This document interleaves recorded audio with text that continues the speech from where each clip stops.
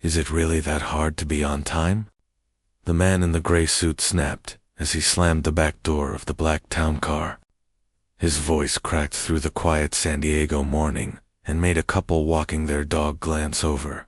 I said, 8 o'clock sharp, not 8-0-7.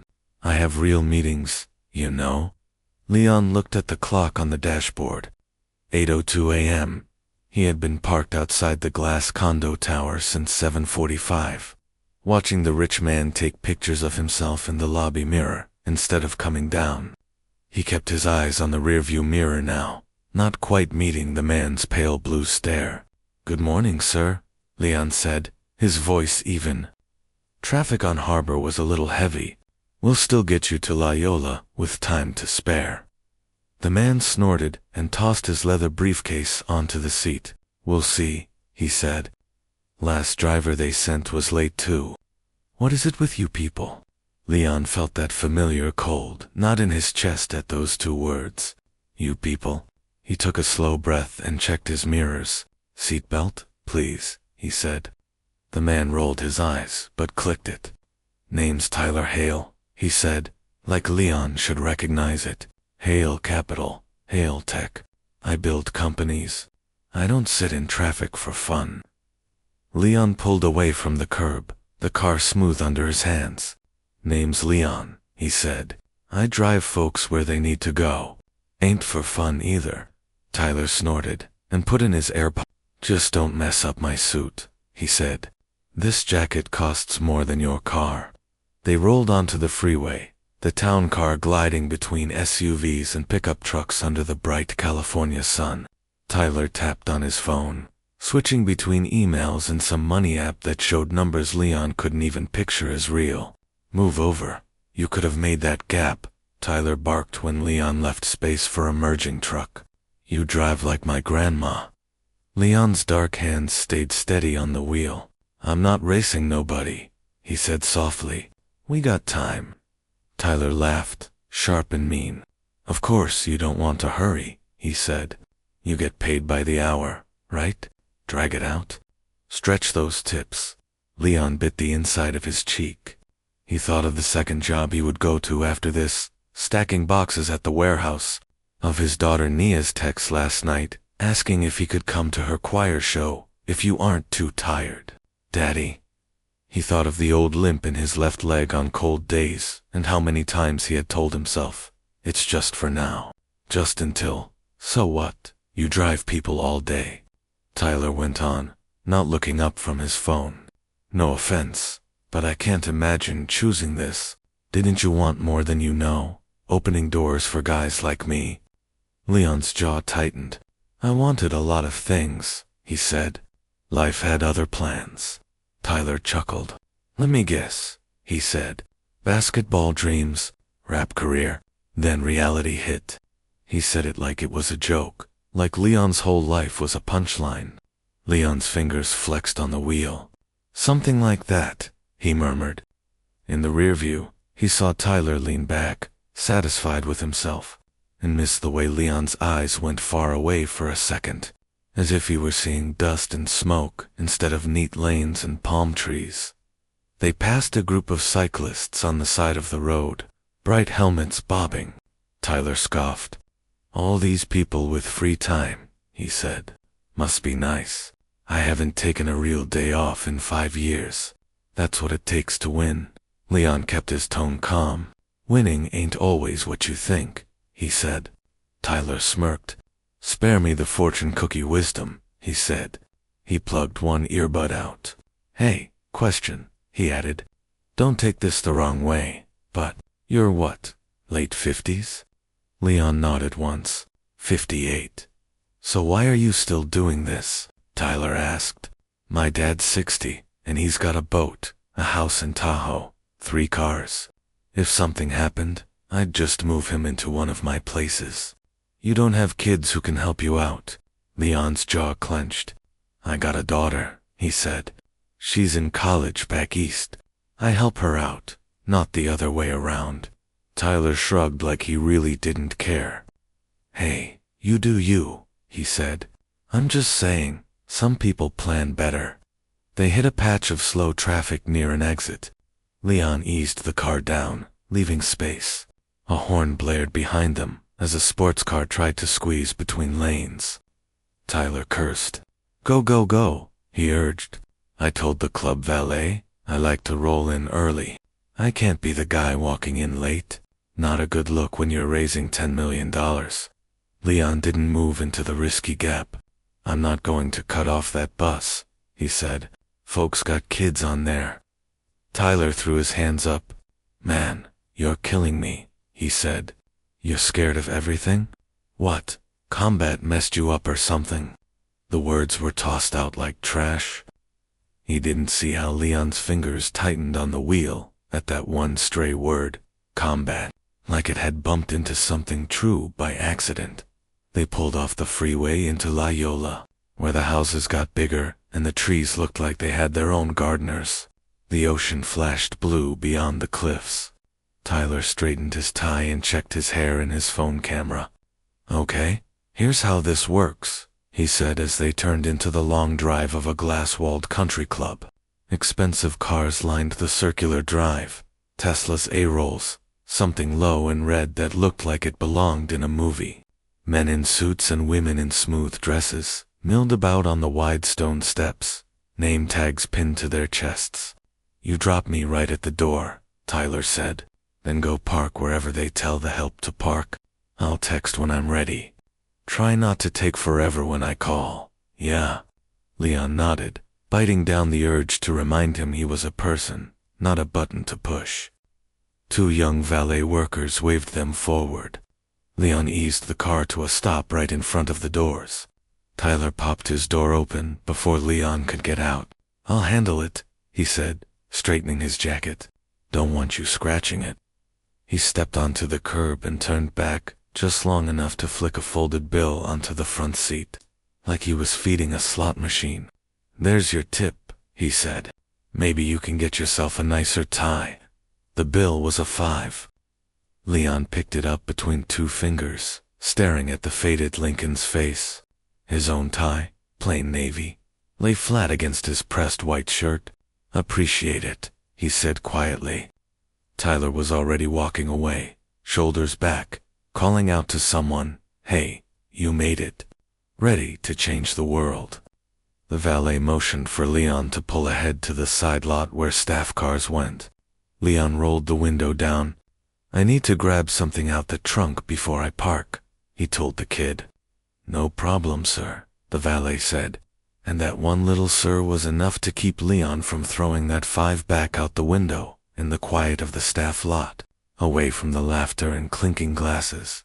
Leon popped the trunk. Inside, next to the spare tire and his jumper cables, sat a flat black case with metal corners, about the size of a big book. He picked it up like it was heavier than it looked and carried it to the front seat, tucking it under his jacket on the passenger side. He never left it in the trunk long at these fancy places. Too many stories of folks opening the wrong car by mistake. The case clicked softly as he slid it under the seat. His fingers brushed over the worn handle. Inside were pieces of his past. A purple heart, a bronze star, a small ribbon his daughter had made in 3rd grade that said "My Hero" with crooked letters. He didn't take it out much anymore, but on hard days, he liked knowing it was close. At least something in this car said who he really was. He locked the doors and leaned back in his seat, closing his eyes for a moment. The club's big glass doors swung open every few minutes, spilling golden light and bits of music out into the parking lot. After a while, his phone buzzed. A text from dispatch. "After hail drop, stand by, might have late pickup." No word from Tyler yet. Leon sighed and picked up the paperback book he kept in the side pocket, some spy novel with a cover that had seen better days. He had just found his place again when someone banged on his window. He jumped, heart lurching. Outside stood a man in a navy blazer with a security badge. His face was tight. Leon rolled down the window halfway.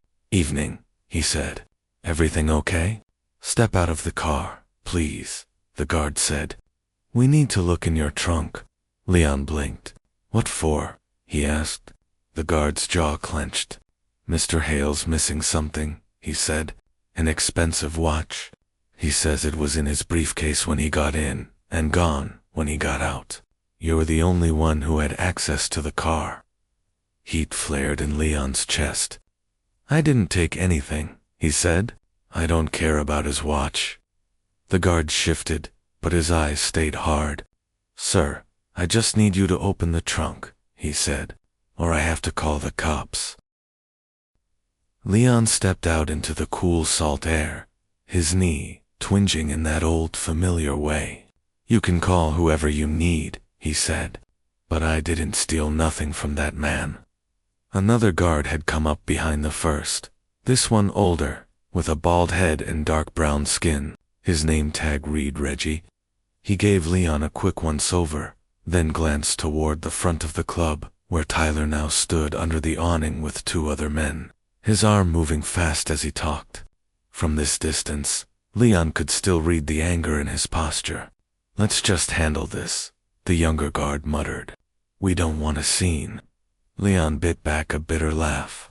"Too late for that," he said. Still, he hit the trunk release. The lid popped up with a soft thunk, revealing the spare tire, the cables, a folded blanket, the small bag of tools. The younger guard started moving things around, his hands quick and rough. "Hey, watch it," Leon said as the man tossed his blanket onto the concrete. "That's my stuff." "We have a report of a theft," the guard said. "You can get your blanket later." He reached for the black case tucked near the side. "What's this?" Leon's body moved before his mind did. "Careful," he snapped, grabbing the case away. "Don't touch that." The guard's eyes narrowed. "Sir, if you have nothing to hide, back up," Leon said, his voice low in a way that made the younger man pause. Reggie stepped forward then, his hand up. "Hold on," he said to his partner. "Let's all breathe a second." He turned to Leon. "What's in the case?" he asked, his tone different, less like an order, more like a real question. Leon hesitated. He didn't like showing this to strangers, especially not in parking lots where folks already thought the worst of him. But right now, they already saw him as a thief. Maybe it was time they saw something else. "It's mine," he said. Then, after a beat, "I'll show you. But you open it, gentle, with respect." Reggie took the case carefully, his big hand soft on the worn leather.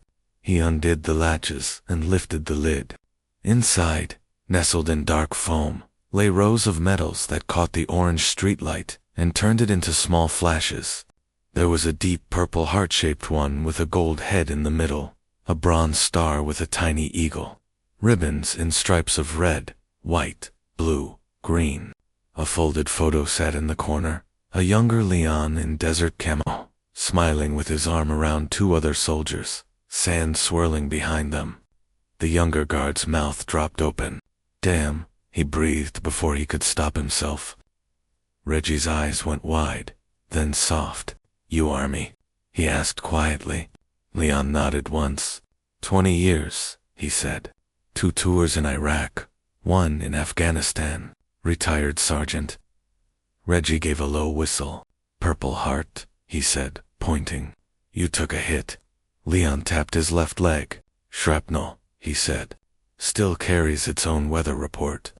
The younger guard looked from the medals to Leon's calm face like he was seeing him for the first time. Up on the steps, Tyler had stepped closer, trying to see what they were doing. "What is taking so long?" he called, walking down toward them, his polished shoes loud on the stone. "Do I need to call the police myself?" As he got near, his eyes fell on the open case. He stopped mid-. "What is that?" he asked, his voice suddenly small, in a way Leon hadn't heard. Reggie straightened. "It's Sergeant Leon Carter's," he said. "His service medals, from the army." Tyler stared at the medals like they were written in a language he had forgotten he knew. His mouth opened, then closed. "Carter," he repeated. His gaze flicked to the old photo in the corner of the case. For a second, the world seemed to shrink to that small square of paper. Leon kept his eyes on Tyler's face, curious despite himself. Tyler reached down with a hand that shook just a little and picked up the photo. He turned it toward the light. Where was this taken?" he asked, his voice rough. "Outside Fallujah," Leon said slowly. "Long time ago." "Why?" Tyler's eyes were locked on one of the men beside Leon in the picture, a tall white kid with a crooked grin and big ears. His throat worked. "That's my cousin," he said hoarsely. "Evan Hale. He never came home." Leon blinked, the sand and heat from that day rushing back to him in a wave. "Evan Hale," he repeated. "Yeah, he saved my life once. Crazy kid. Ran straight into fire to pull me behind a wall. We lost him on patrol 2 weeks later." Tyler's chest rose and fell fast. "My dad has this same picture," he whispered. "Different angle. He keeps it on his nightstand. We've been to that wall with the names 3 times. I was 12 when Evan died." He looked up at Leon, really looked at him, taking in the lines on his face, the small scar near his jaw, the way he stood like someone who had spent years carrying weight. All the sharp jokes and cheap shots he had thrown out that morning hung in the air between them like smoke that would not clear. Silence stretched. The younger guard coughed, uncomfortable. Reggie closed the case gently. "Mr. Hale," he said, his voice respectful now in a different way, "we didn't find your watch in the car. Maybe check inside by the bar? Folks set things down all the time." Tyler nodded slowly, like he was waking up. "Yeah," he said. "Yeah, I'll look." He turned to Leon, shame and something like awe mixing on his face. I owe you an apology," he said, the words thick. "For more than the watch." Leon held his gaze, weighing him. He had seen this look before, on young privates who had messed up, on doctors who had doubted his field calls and then watched him be right, on strangers at airports who had looked at his old unit hat and suddenly softened. "Which part you sorry for?" he asked quietly.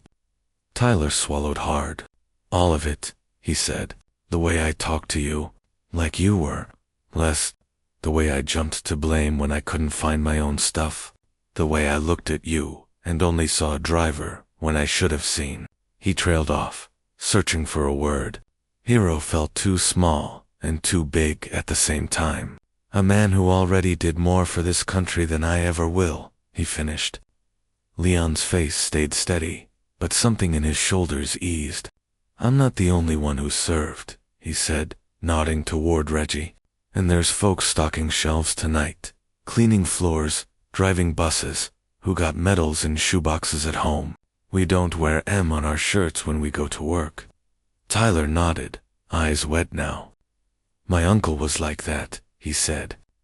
"He drove trucks after he came back. I never understood why he'd get so quiet when people talked down to him." He took a breath. "Look, I need to." His phone buzzed in his pocket. He pulled it out, glanced, then shoved it back, for once not letting it run the show. "There's a donor's dinner in there tonight," he said instead, jerking his chin at the glass doors. "They're giving me a little award for some startup thing. Nothing like that." He nodded toward the metal case. "They're also honoring veterans. I thought it was just a photo thing, some flag in the background." He laughed once, short and bitter.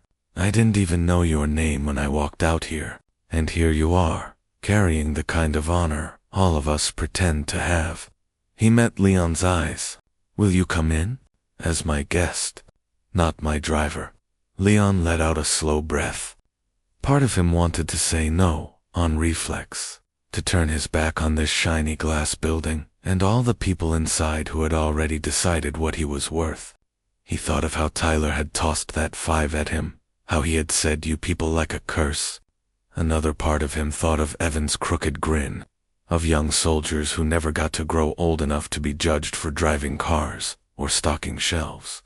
He thought of his daughter Nia, writing essays about history and justice, about the stories people tell and the ones they hide. Maybe walking through those doors tonight, not as help but as a man with his case in his hand. Could put one more true story in a room that needed it. I don't own a suit that fits in there, he said at last, glancing down at his pressed driver shirt.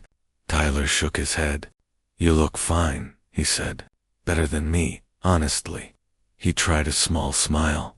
And if anyone gives you trouble, they can talk to Hale Capital about their next funding round. Reggie chuckled. I'd pay to see that, he said. Go on, Sarge. It's about time some of us walked through the front door on nights like this. Leon looked at the closed case, then picked it up.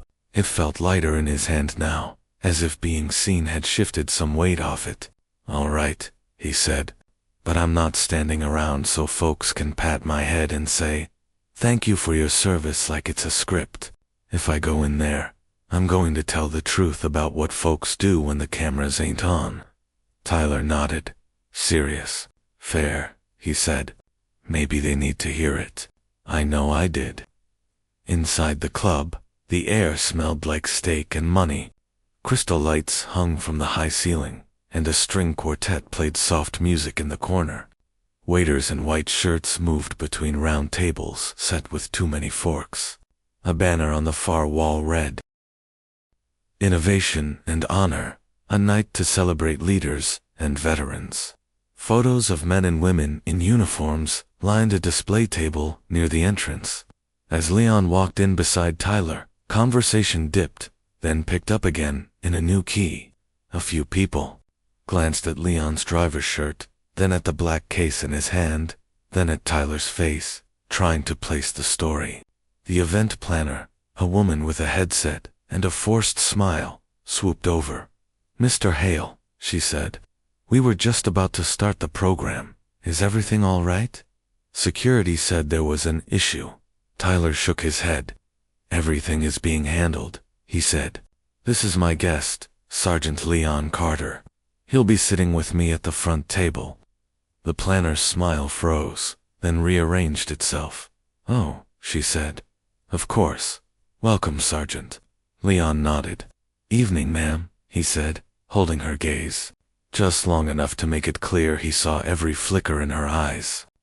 They took their seats at a round table near the stage. A man in a dark suit with slicked back hair leaned over.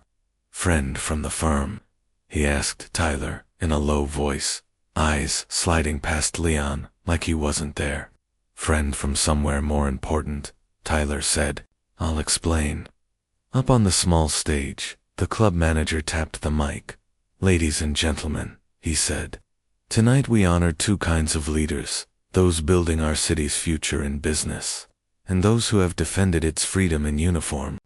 His words washed over Leon in a mix of pride and tiredness. He had stood in too many dusty gyms where people said things like that to rows of soldiers in tight collars. It still hit him, but different now, with fancy dresses and bright scarves in the crowd, instead of camo and boots. When they called Tyler's name to receive his Innovation Award, he walked to the stage slower than he had planned that morning.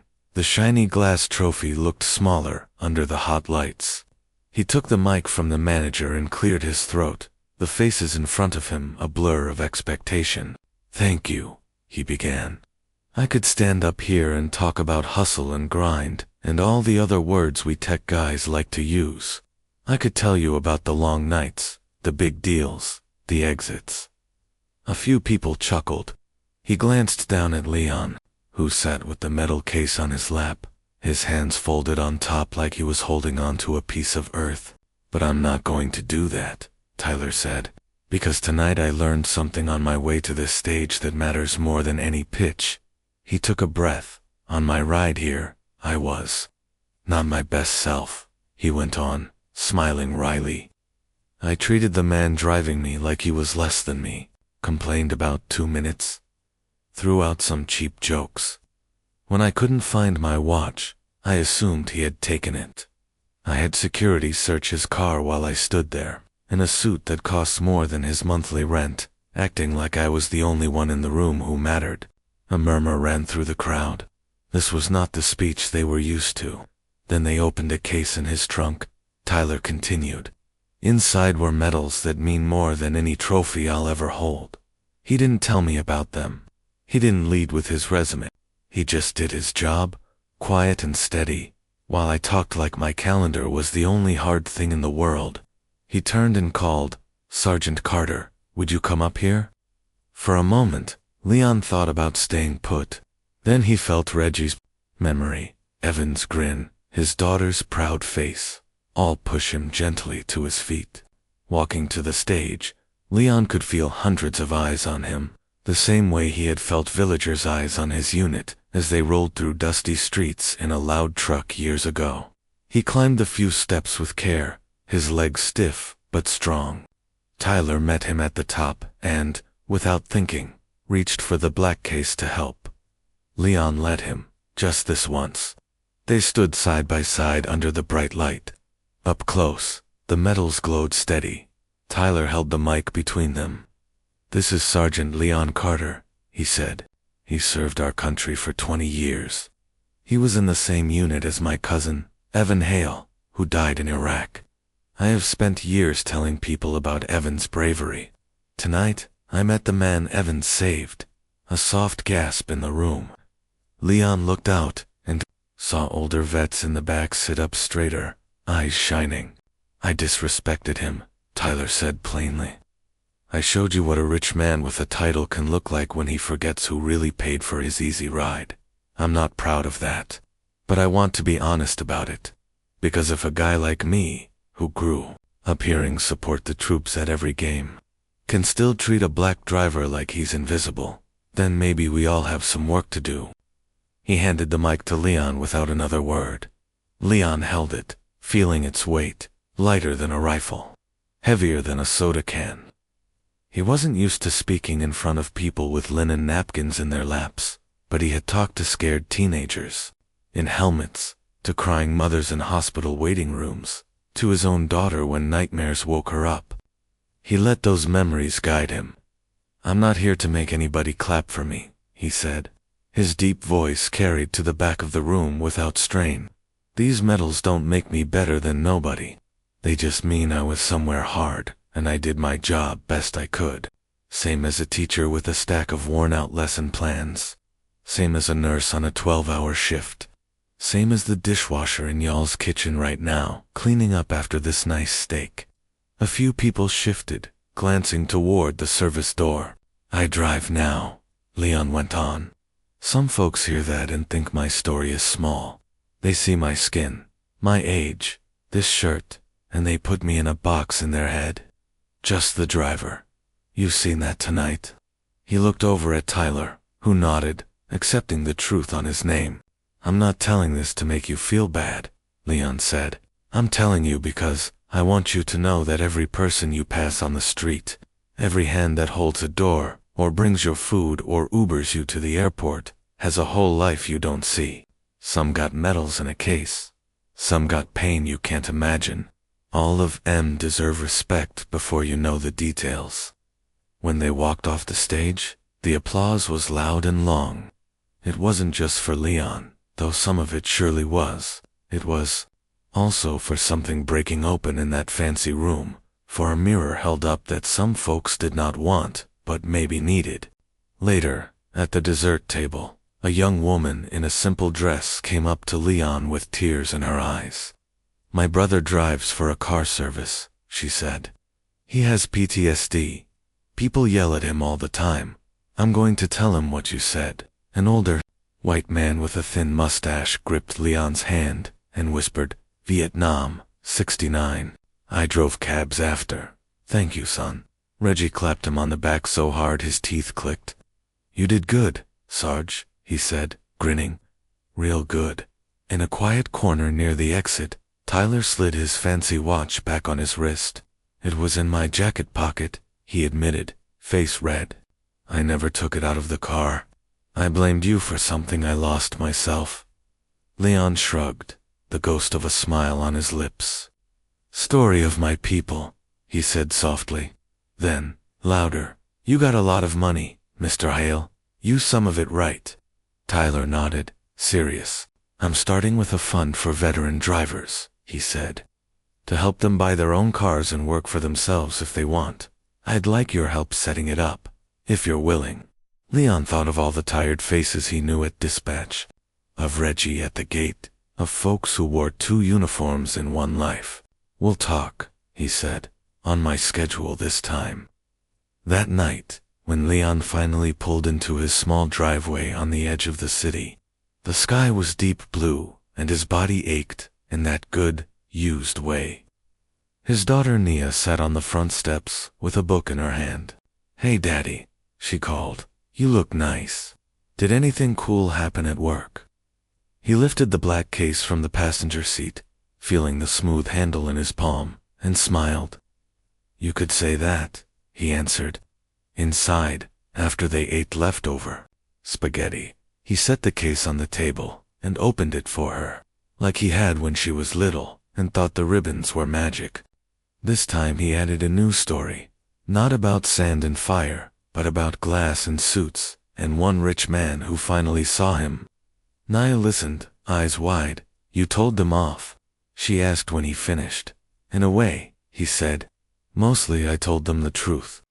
She leaned her head on his shoulder. "I'm proud of you," she said.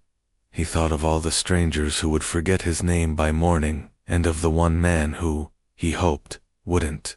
Then he closed the case, turned off the kitchen light, and knew, in his bones, as sure as he knew the feel of a steering wheel and the weight of a rifle, that real honor isn't in the medals people see, but in the way you treat every single person before you ever find out what kind of case they carry.